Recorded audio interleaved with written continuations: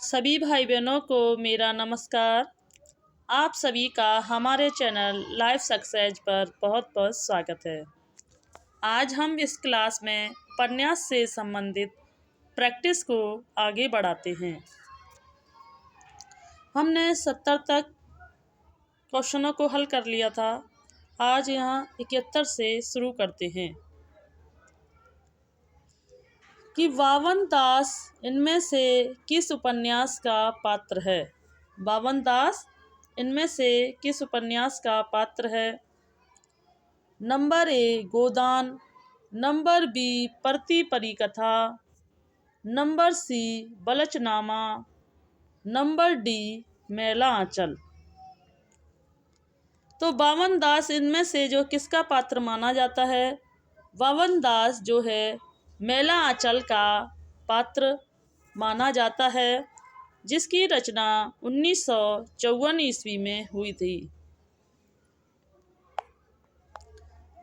इसके प्रमुख पात्रों को देखते हैं, जो कि अक्सर सभी परीक्षाओं में पात्र से संबंधित भी प्रश्न पूछे जाते हैं कि मैला आंचल उपन्यास का पात्र बामन दास, कालीचरण कमली तथा डॉक्टर प्रशांत हैं। परती परिकथा के पात्र जितेंद्र तथा इरावती हैं। होरी, गोवर्धन, माता दीन, दाता दीन, अलकू, मंगरू, धनिया, सिलिया आदि गोदान के पात्र हैं।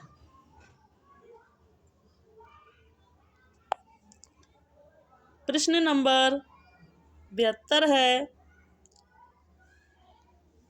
कि गोबर प्रेमचंद के किस उपन्यास का पात्र है।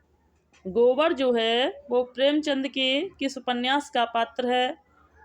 नंबर ए प्रेमाश्रय, नंबर बी गबन, नंबर सी गोदान, नंबर डी निर्मला। तो जो गोबर है वो प्रेमचंद के किस उपन्यास का पात्र माना जाता है। गोबर जो है वो गोदान उपन्यास का पात्र माना जाता है। गोदान की रचना प्रेमचंद ने 1935 ईस्वी में की थी। कब की थी? 1935 में की थी। गबन 1931, निर्मला 1927, प्रेमाश्रय की रचना 1922 में की गई थी। प्रश्न नंबर 73 है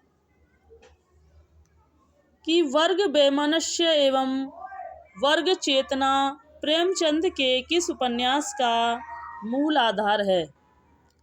नंबर 1 गबन, नंबर बी गोदान, नंबर सी निर्मला या नंबर डी प्रेमाश्रय।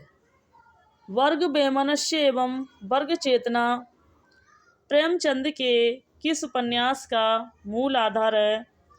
तो यह है प्रेमाश्रय। किसका मूल आधार है? यह प्रेमाश्रय का मूल आधार माना गया है। यह प्रेमाश्रय का मूल आधार है। किसका? वर्ग वैमनस्य एवं वर्ग चेतना जो है वो प्रेमाश्रय उपन्यास का मूल आधार माना जाता है। प्रश्न नंबर 74 है कि प्रेमचंद का कौन सा उपन्यास गांधी से प्रभावित है। प्रेमचंद का कौन सा उपन्यास है जो गांधीवाद से प्रभावित है। Number A Godan, number B Karmabhoomi, number C Rangbhoomi, number D सेवा सदन। तो जो प्रेमचंद जी से जो प्रभावित, प्रेमचंद का जो गांधी जी से प्रभावित जो उपन्यास माना जाता है वह रंगभूमि को माना जाता है। रंगभूमि का जो रचना काल है वो 1935 है। क्या है? 1935 है। सेवा सदन 1918 में रचित है।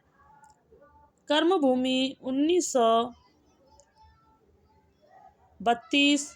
गोदान पहले ही बताई जा चुकी है। प्रश्न नंबर 75 है कि सूरदास प्रेमचंद के किस उपन्यास का प्रमुख पात्र है। सूरदास जो हैं वो प्रेमचंद के किस उपन्यास के प्रमुख पात्र हैं। नंबर ए कर्मभूमि, number B Premashray, number C सेवा सदन, नंबर डी रंगभूमि। सूरदास जो हैं वो प्रेमचंद के किस उपन्यास का प्रमुख पात्र है। तो सूरदास जो हैं प्रेमचंद के रंगभूमि उपन्यास के पात्र माने जाते हैं। सूरदास जो हैं वो प्रेमचंद जी के उपन्यास रंगभूमि के पात्र माने जाते हैं। रंगभूमि की जो रचना है वो 1925 में हुई थी। रंगभूमि के जो पात्र हैं सूरदास, विनय, सोफिया आदि को माना जाता है। कर्मभूमि 1932 में रचित है, प्रेमाश्रय 1922 में और सेवा सदन 1928 में रचित प्रेमचंद जी के उपन्यास हैं। प्रश्न नंबर 76 है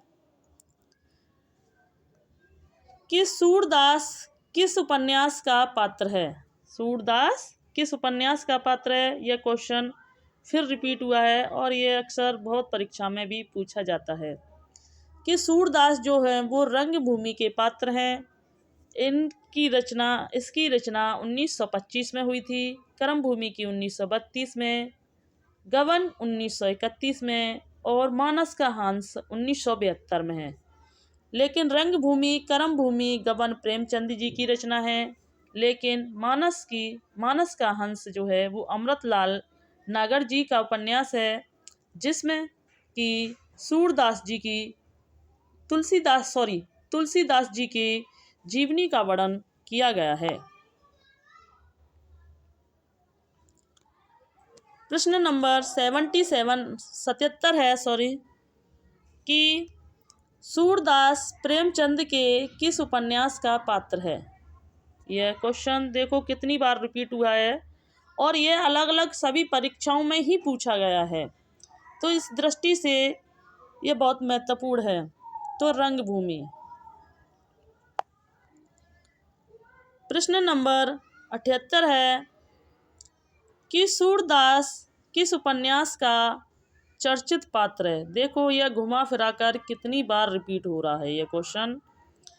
तो सूरदास किस उपन्यास का चर्चित पात्र है। तो सूरदास जो है वो रंगभूमि का चर्चित पात्र है। इनके साथ साथ सूरदास, विनय, सोफिया भी रंगभूमि के प्रमुख पात्र रहे हैं। प्रश्न नंबर 79 है कि चौगाने हस्ती नामक उर्दू उपन्यास प्रेमचंद जी ने हिंदी में किस नाम से लिखा था। चौगाने हस्ती नामक उर्दू उपन्यास प्रेमचंद ने हिंदी में किस नाम से लिखा था। नंबर 1 रंगभूमि, नंबर बी कर्मभूमि, नंबर सी गबन और नंबर डी गोदान। तो जो चौगाने हस्ती जो नामक उपन्यास है वो प्रेमचंद जी ने किस नाम से लिखा था। चौगाने हस्ती जो उपन्यास है प्रेमचंद जी ने रंगभूमि के नाम से लिखा था, जिसका रचना काल 1925 माना गया है। गबन 31, कर्मभूमि 32 में है।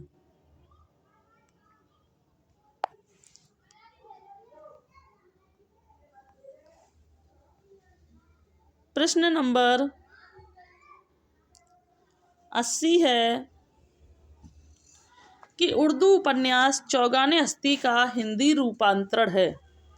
उर्दू उपन्यास चौगाने हस्ती का जो हिंदी रूपांतरण है वह रंगभूमि को माना जाता है। प्रश्न नंबर 81 है कि प्रेमचंद का एक अशक्त उपन्यास गोदान है। प्रेमचंद का एक सशक्त उपन्यास गोदान है।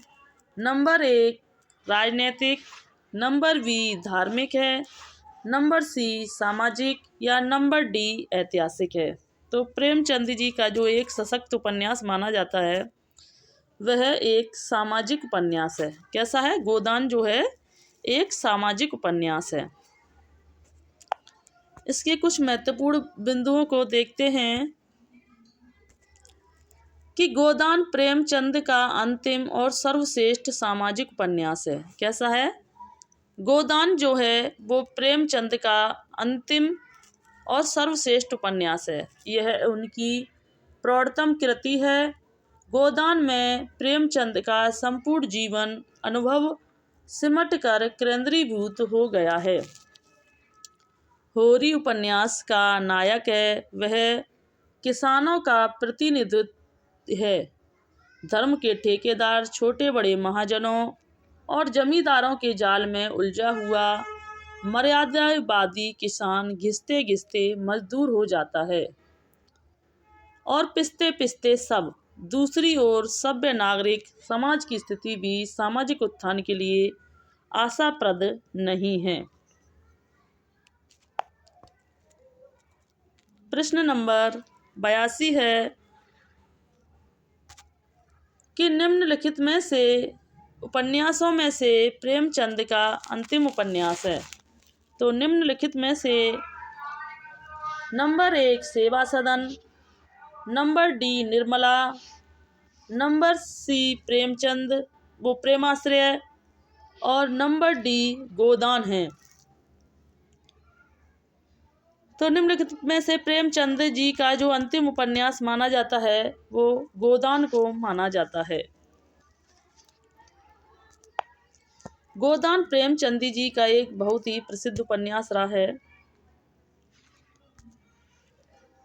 प्रेमचंद द्वारा उर्दू उपन्यास में लिखा गया उपन्यास बाज़ारे हुस्न का हिंदी रूपांतरण है।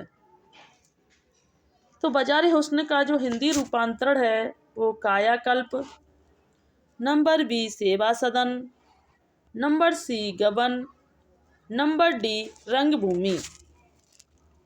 तो बाज़ारे हुस्न का जो हिंदी रूपांतरण माना गया है वह सेवा सदन को माना गया है। सेवा सदन की जो रचना हुई थी वो 1918 ईस्वी में, रंगभूमि 1925 ईस्वी में, गबन 1931 में और कायाकल्प 1926 में रचित उपन्यास माने जाते हैं। प्रश्न नंबर 84 है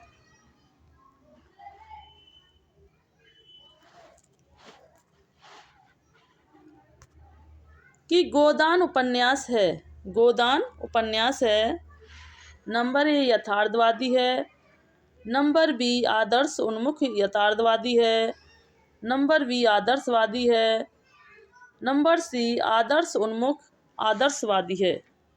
यथार्थोन्मुख आदर्शवादी है। तो उपन्यास गोदान उपन्यास जो माना गया है वो यथार्थोन्मुख आदर्शवादी माना गया है। पहले वो यथार्थ है, उसके बाद वह आदर्शवादी है। तो यथार्थोन्मुख आदर्शवादी माना जाता है।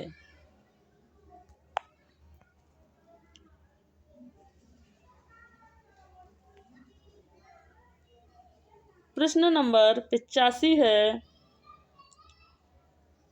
कि प्रेमचंद के निम्नलिखित उपन्यासों को रचना वर्ष के अनुसार क्रम में सजाइए।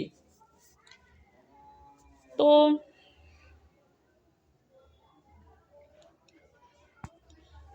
गबन जो है 1931 में रचित है। गबन 1931 में है। गोदान 1936 में है।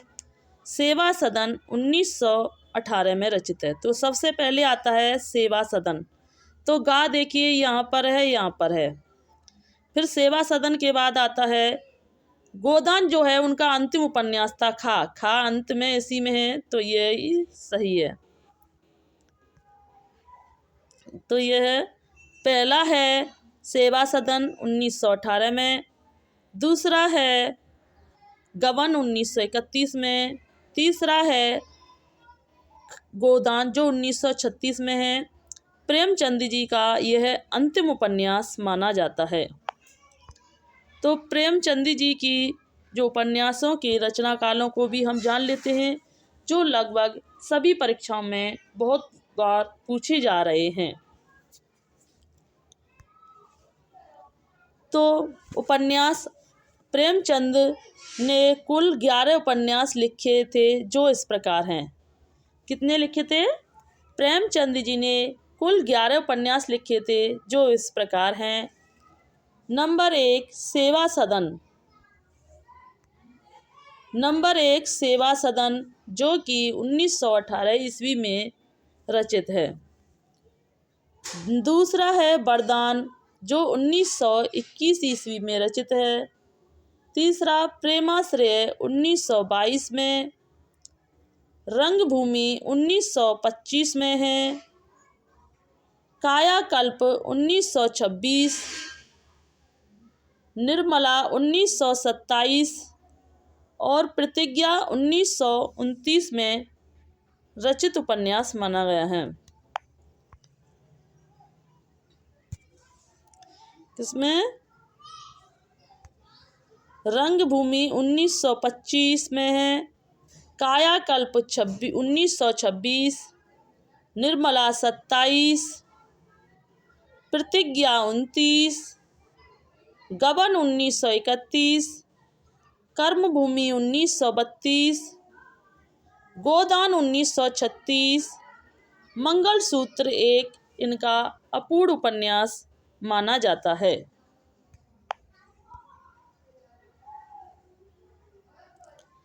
प्रश्न नंबर 86 है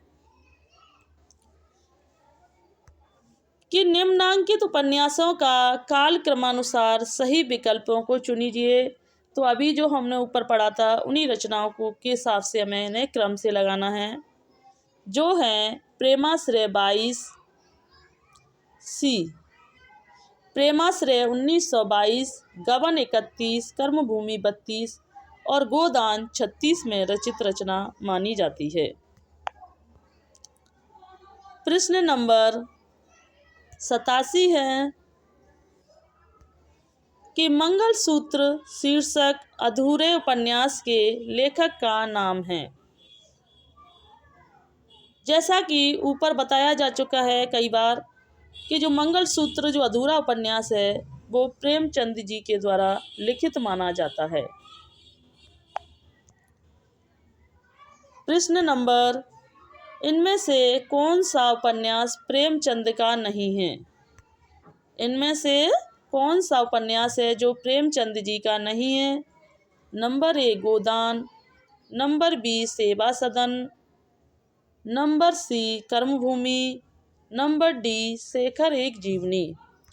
तो इनमें से जो प्रेमचंद जी का नहीं माना जाता, वह शेखर एक जीवनी जो है प्रेमचंद जी का उपन्यास नहीं है, बल्कि ये अज्ञ जी का उपन्यास माना जाता है। जबकि गोदान 1936 में, सेवा सदन 18 में और कर्मभूमि 1932 में रचित माना जाता है। शेखर एक जीवनी 1941 में रचित अज्ञ जी का उपन्यास है। शेष उपन्यास जो हैं प्रेमचंद जी के द्वारा रचित हैं। प्रश्न नंबर 89 है कि प्रतिज्ञा उपन्यास के लेखक हैं। प्रतिज्ञा उपन्यास के लेखक हैं number A Nagarjun, number A Nagarjun, number B Renu, number C Premchand, number D Yashpal. तो प्रतिज्ञा जो उपन्यास के जो लेखक हैं वो प्रेमचंद जी को माना जाता है। प्रतिज्ञा उपन्यास जो है वह 1929 में रचित माना जाता है। यह एक सामाजिक उपन्यास है। इसमें विधवाओं अछूतों का प्रश्न उठाया गया है। इसी उपन्यास के साथ प्रेमचंद ने एक और उपन्यास निर्मला भी लिखा है, जिसमें दहेज की प्रथा और अनमेल विवाह का परिणाम दिखाया गया है। प्रश्न नंबर 90 है कि वीरांगना नामक उपन्यास के रचयिता हैं। Number 1 Jaishankar Prasad, number A Jaishankar Prasad हैं। नंबर बी राम नरेश त्रिपाठी हैं। नंबर सी जगन्नाथ हैं या नंबर डी रामधारी सिंह दिनकर हैं। तो जो वीरांगना नामक उपन्यास के जो रचयिता हैं वह राम नरेश त्रिपाठी जी माने जाते हैं। तो वीरांगना उपन्यास के जो लेखक हैं वो राम नरेश त्रिपाठी जी माने जाते हैं। प्रश्न नंबर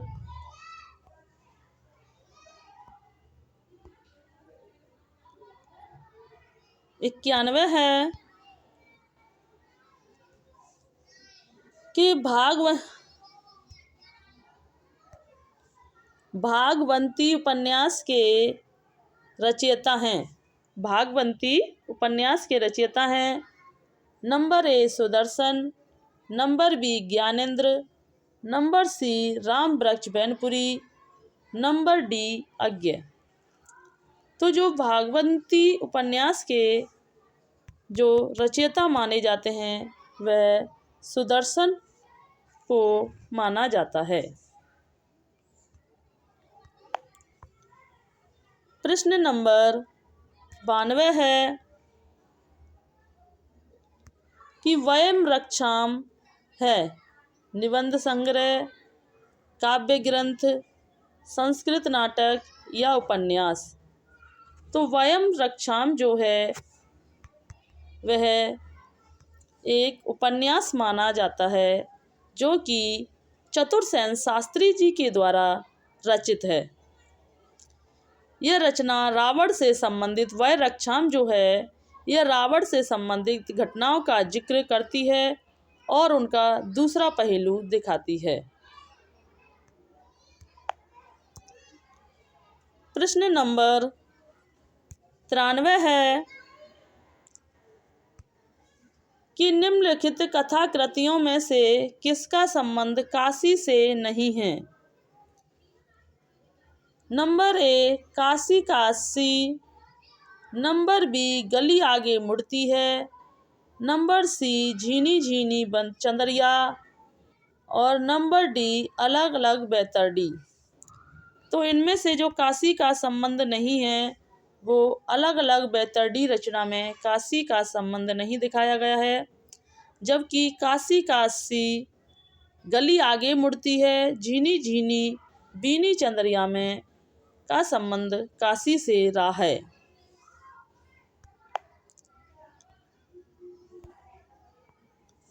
प्रश्न नंबर 94 है कि हजारी प्रसाद द्विवेदी के उपन्यास अनाम दास का पोथा में किस उपनिषद के सर्वाधिक स्थलों का प्रयोग हुआ है।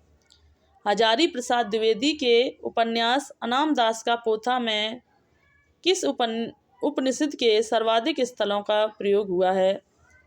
तो number A Kathopanishad, number B Chandopanishad, number C याकलव्य उपनिषद, नंबर डी बृहदारण्यक उपनिषद। तो इनमें से जो अनाम दास के पोथा में जो सर्वाधिक जो स्थलों का जो प्रयोग हुआ है वो छंदो उपनिषद में हुआ है। किसको? छंदो उपनिषद में हुआ है। अनाम दास का पोथा जो है वो 1972 में रचित है। हजारी प्रसाद द्विवेदी के उपन्यास अनाम दास का पोथा उपनिषद के सर्वाधिक स्थलों का जो प्रयोग हुआ है वो छंदो उपनिषद का प्रयोग हुआ है।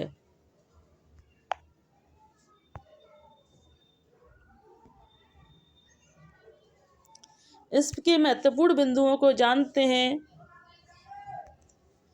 कि अनाम दास का पोथा आचार्य हजारी प्रसाद द्विवेदी जी के द्वारा लिखित उपन्यास है।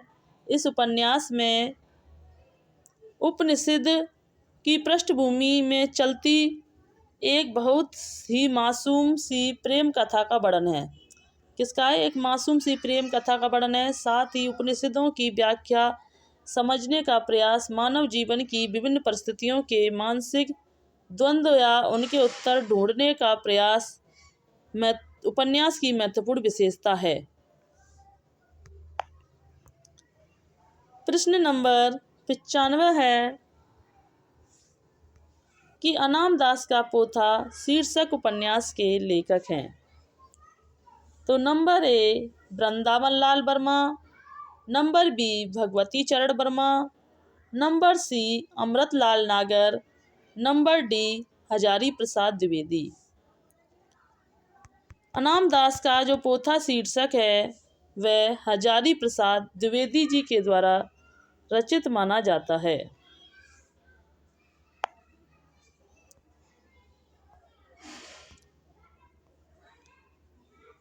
प्रश्न नंबर 96 है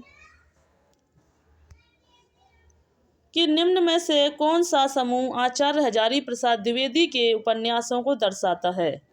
निम्न में से कौन सा समूह है जो आचार्य हजारी प्रसाद द्विवेदी के उपन्यासों को दर्शाता है? Number A Apsara, Alka, Prabhavati, Nirupama. Number B Banbhatt की आत्मकथा, नंबर बी बाणभट्ट की आत्मकथा, चारू चंद लेख, पुनर्वाह, अनाम दास का पोथा। झूठा सच, दादा कामरेड, देशरोही, यश दिव्या, सोमनाथ, धर्म, वयम रक्षाम और आत्मदाह। तो इनमें से हजारी प्रसाद द्विवेदी जी के जो उपन्यासों को दर्शाता है वह है बी अनाम दास, बाणभट्ट की आत्मकथा, चारू चंद लेख, पुनर्वाह, अनाम दास का पोथा। बाणभट्ट की आत्मकथा 1946 में है, चारू चंद लेख 1963 में है, पुनर्वाह 1972 में है, अनाम दास का पोथा 1936 में रचित है।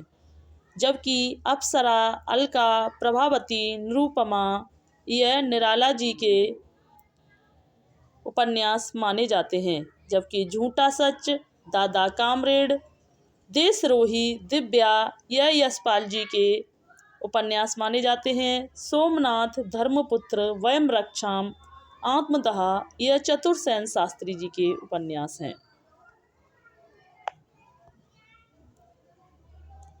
प्रश्न नंबर 97 है कि बाणभट्ट की आत्मकथा किसकी उपन्यासिक कृति है? बाणभट्ट की आत्मकथा किसकी उपन्यासिक कृति है? Number A Mahavir Prasad Dwivedi, number C Hazari Prasad Dwivedi, B number C Shukla और नंबर डी डॉक्टर नगेंद्र। तो बाणभट्ट की जो आत्मकथा है वह हजारी प्रसाद द्विवेदी जी की औपन्यासिक कृति है जो कि 1946 में रचित है। प्रश्न नंबर 98 है कि बाणभट्ट की आत्मकथा है, एक नाटक है, एक आत्मकथा है, एक जीवनी है, एक उपन्यास है। तो बाणभट्ट की आत्मकथा से उसे आत्मकथा ना मानकर कंफ्यूज होना, जबकि यह क्या है? एक उपन्यास है। बाणभट्ट की आत्मकथा हजारी प्रसाद जी द्विवेदी जी के द्वारा 1946 में रचित है। यह एक उपन्यास माना जाता है। प्रश्न नंबर 99 है, बाणभट्ट की आत्मकथा के लेखक हैं। बाणभट्ट की आत्मकथा के लेखक हैं, तो यह क्वेश्चन कई बार रिपीट हो चुका है ऊपर। तो हजारी प्रसाद द्विवेदी जी इनके लेखक हैं। इसका रचना काल 1946 ईस्वी है। प्रश्न नंबर 100 है कि बाणभट्ट की आत्मकथा है। तो बाणभट्ट की आत्मकथा एक उपन्यास है। क्या है? बाणभट्ट की जो आत्मकथा है वो एक उपन्यास माना गया है।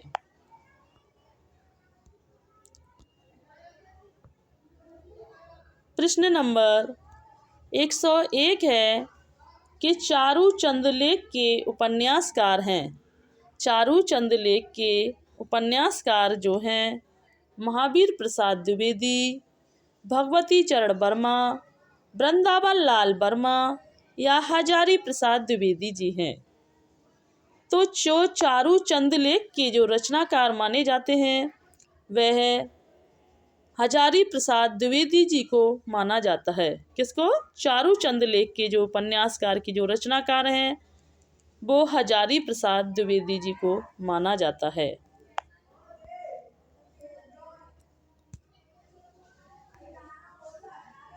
आचार्य हजारी प्रसाद द्विवेदी किस धारा के उपन्यासकार हैं?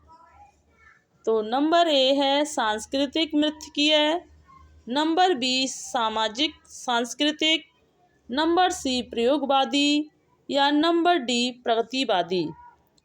तो आचार्य हजारी प्रसाद द्विवेदी जी किस धारा के उपन्यासकार हैं? तो आचार्य हजारी प्रसाद द्विवेदी जी हैं वह सामाजिक सांस्कृतिक उपन्यास के माने जाते हैं। किसके? सामाजिक सांस्कृतिक धारा के कवि माने जाते हैं।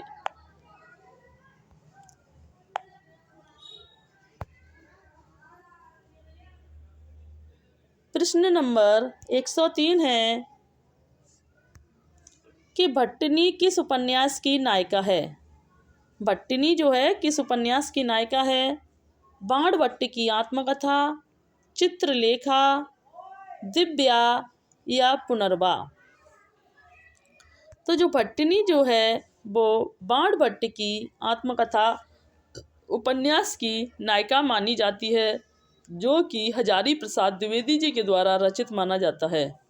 चित्रलेखा जो है वो भगवती चरण वर्मा के द्वारा रचित है, जो कि 1934 में रचित माना जाता है।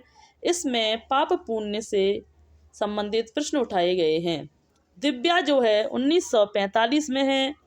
यह यशपाल जी का उपन्यास माना जाता है। पुनर्वा 1972 में हजारी प्रसाद द्वारा रचित उपन्यास माना जाता है।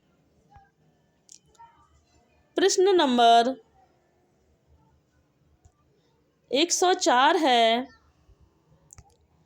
कि हजारी प्रसाद द्विवेदी के उपन्यासों का सही अनुक्रम क्या है?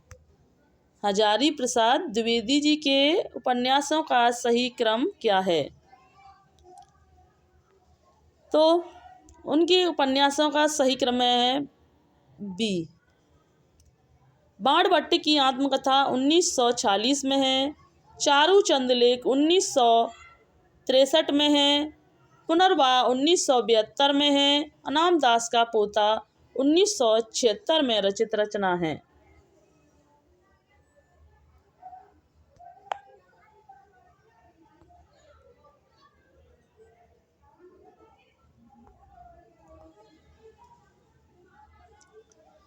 प्रश्न नंबर 105 है कि पंडित किशोरीलाल गोस्वामी का औपन्यासिक निम्नलिखित में से कौन सा नहीं है? पंडित किशोरीलाल गोस्वामी का उपन्यास निम्नलिखित में से कौन सा नहीं है? Number A Tarun Tapaswini, number A Tarun Tapaswini, number B Razia बेगम व रंग महल में हलाहल, नंबर सी राजकुमारी, नंबर डी भोजपुर का ठग। तो इसमें से किशोरीलाल गोस्वामी जी का जो उपन्यास नहीं है वह है भोजपुर का ठग। जो है वो किशोरीलाल गोस्वामी जी का नहीं बल्कि गोपाल राम गेहमरी जी का उपन्यास माना जाता है। तरुण तपस्विनी रजिया बेगम व रंग महल में हलाहल राजकुमारी पंडित किशोरीलाल गोस्वामी जी के उपन्यास माने जाते हैं, जबकि भोजपुर का ठग जो है गोपाल राम गेहमरी जी का उपन्यास माना जाता है। आज की इस क्लास को हम यहीं समाप्त करते हैं।